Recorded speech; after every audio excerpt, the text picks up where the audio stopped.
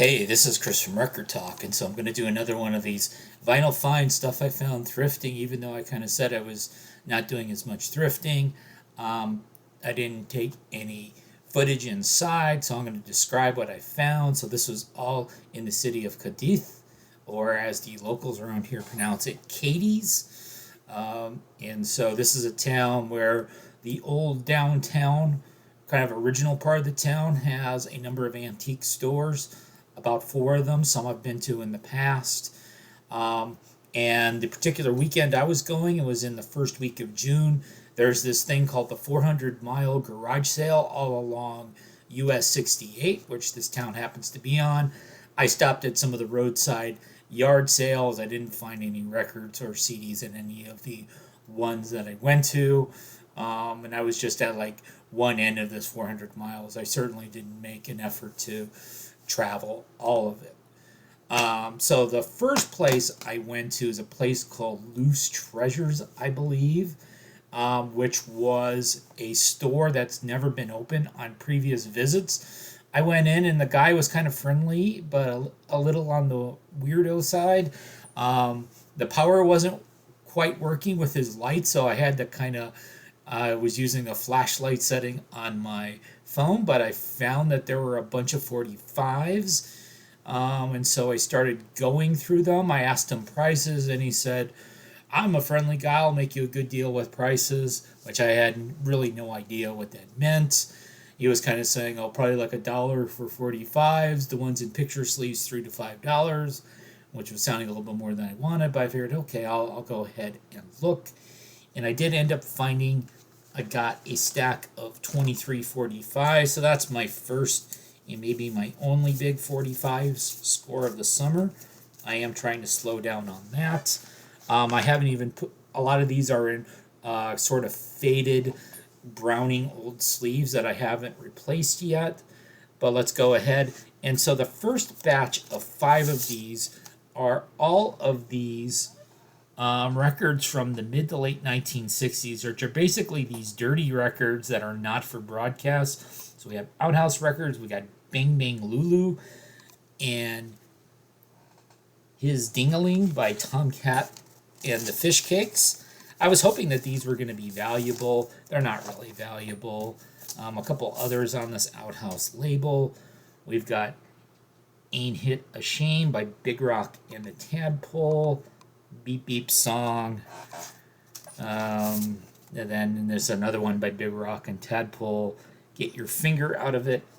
And She's Got the Biggest Box in Town. And then a couple others on this Quarter Cash Records. So Karen and Koff. You can see I haven't cleaned it yet. The Drunk and the Earthquake. And the Bare Butts. And I did get these pretty cheap. Cheaper than I was actually expecting. I'll talk about the full price later on. And then we've got Hilly Billy, the Ode to John Feather Mucker. And They All Ask for You. And then, of course, none of these are for broadcast. And then I found some more typical stuff as well. So we've got the Romantics, Talking in Your Sleep. We got some Peter Wolf here. I Need You Tonight in the EIM sleeve. Some Roy Orbison with Only the Lonely in this incorrect sleeve here. I don't think the Columbia sleeve is correct. Yeah, it's a Monuments reissue. Alan Parsons Project with Eye in the Sky and Gemini. So I can, if I ever want to run like a Chicago Bulls game inside my house, I can play that. Madonna, Crazy for You. Men at Work Down Under. So you can see I scored some 80s stuff here. Duran Duran, The Reflex. There was a lot of 70s country that I didn't really get any of. I did find this reissue of Louie Louie by the Kingsmen with Haunted Castle on the other side. And we got some John Mellencamp. He was still called John Cougar at this point with that Jack and Diane song. And then some picture sleeves, and I ended up getting these picture sleeves a lot cheaper than he told me when I first got there. So we have Steve Perry with Oh Sherry on Columbia. Everything She Wants, Wham. Simple Minds, Don't You Forget About Me. The Breakfast Club version. This one I got, even though obviously the sleeve's in terrible shape, we got the beat. And there was a lot of these ones with these water damaged sleeves. Some of them were completely stuck together that I passed on. But I'm a sucker for stuff on the IRS label. And because I got it cheap, I wouldn't have paid the $3 or $5. I paid a lot less than that. So we got a Bruce Springsteen, I'm on Fire.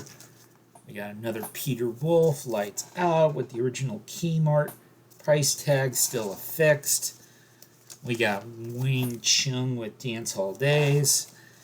And then sleeves damaged, but I figured this was kind of a fun little oddity.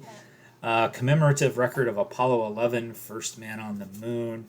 It's hard to read there, but it's narrated by Hugh Downs. And then what I actually thought was the coolest score of this was an OG 7-inch of Rapper's Delight and Apache by the Sugar Hill Gang in an incorrect EMI sleeve. I ended up paying $17 for these 23 records, so that's an average of like 74 cents each. And basically when I walked up to him and I showed him the records, he offered, I'd already had something in my mind that was more than $17 that I was going to counter whatever he offered me, and then he said 17, and then I took it, and I thought, man, I probably could have gotten him down a couple more bucks, and then he probably was thinking, man, I probably could have asked for a few more dollars, but I think that was a good score. 75 cents a piece for some pretty decent records and some oddities. There's another place called the Purple Pig that I've been to. I got some 45s there a few years ago. I didn't find any records there today except for a few moldy oldie albums. The Cádiz Antique Mall, I got nothing there today. It's a big place. There's one dealer that has a lot of standard 70s records, but kind of the ones I don't want. Downstairs, there's a lot of weird oldies and too expensive. I did score an American OG Sad Wings of Destiny by Judas Priest there in the past. The first American pressing, they were selling for like $8. It was like the same price as all the other 70s rock, but it was I jumped on that one, but that was like a year ago. I didn't pull that one out. Then I went to a place called Cherokee, which has a weird basement. Before I got to the basement, there is a dealer on the main floor that has 45s. There's some like Chuck Berry and Beatles and stuff. They're all way overpriced, and I looked and it was exactly the same way overpriced as it's been in the past. So I left those. Then downstairs in the basement, there are some 45s, there's some 78s, there's some albums. It's really dark and dusty down there. I got in a past visit, I found some Thompson Twins and George Michael 45s and picture sleeves. The guy sold to me for $1 each and said he had way better records inside, but his idea and my idea of way better records are different. I never really went through the albums down there before. There are a bunch that were all marked $1 each, and I'll show you the ones that I ended up getting. And so this one, which I think was the best one, was this Mick Goodrick in Passing. I wasn't familiar, but I noticed that it was on the ECM label. I know the jazz people talk about that, and I figured it was worth a flyer for $1. I did some research on him. He's like a jazz guitarist, was usually a sideman, also did a lot of teaching. He had been educated and had been a professor at Berklee School of Music for a while. So the lineup on this particular record, and apparently a lot of these guys were ECM regulars, and I'm not doing a very good job showing you that. So anyway, you've got John Sermon on sax and bass clarinet, Eddie Gomez on bass, Dak Jeanette on drums, So that was the best of that batch. This guy Sadao Watanabe, Rendezvous from 1984. It's kind of Kensuke G, so I listened to it once. I'll probably move that on. This looked slightly intriguing, so I took a flyer on it. The Solution, which is this Dutch band, sort of pop proggy in a sense. It's okay. I'm glad I didn't spend more than $1 for it. And this one I haven't even listened to yet because it's still sealed. So you can see $1. So we've got Mr. Fingers Closer. So this apparently is like an electronic house record. And there's like 6 different mixes of this Closer song. I still haven't heard it yet. Came out at MCA in 1991. And of course, The Shrink Must Go. So we are freeing this record. And okay, so here's what we've got inside. And it's just on sort of your typical MCA rainbow, which I'm used to more seeing with like country records. So we got Mr. Fingers on there, so maybe I can give that a spin.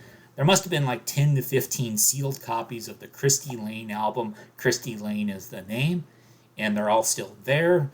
In case if you want one, I can give you directions for that.